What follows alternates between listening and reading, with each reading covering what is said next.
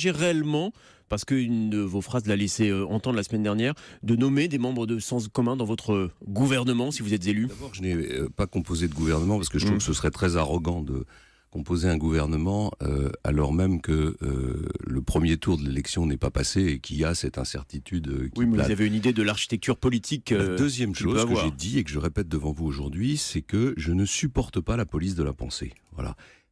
Il dit j'ai dans ma majorité potentielle à la fois Sens commun et François Baroin, à la fois des gens qui sont très à droite et Nathalie Kosciusko-Morizet. Et ils ont tous vocation à faire partie de cette majorité, et donc ils ont tous vocation, le cas échéant, à faire partie du gouvernement.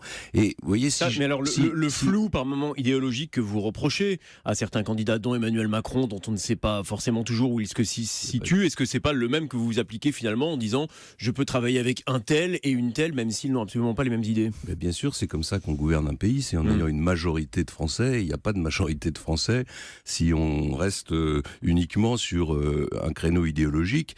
Mais je vais ajouter une chose, c'est que je pense que si je gagne cette élection présidentielle, ça sera en grande partie à cause de cette police de la pensée. Je pense que les Français ne supportent pas cette idée qu'il y a des Français de seconde zone. Voilà, un Français de sens commun, ou comment dirais-je, un Mélenchonien, ça vaut 4 fois un Français de sens commun. Qu'est-ce que ça veut dire?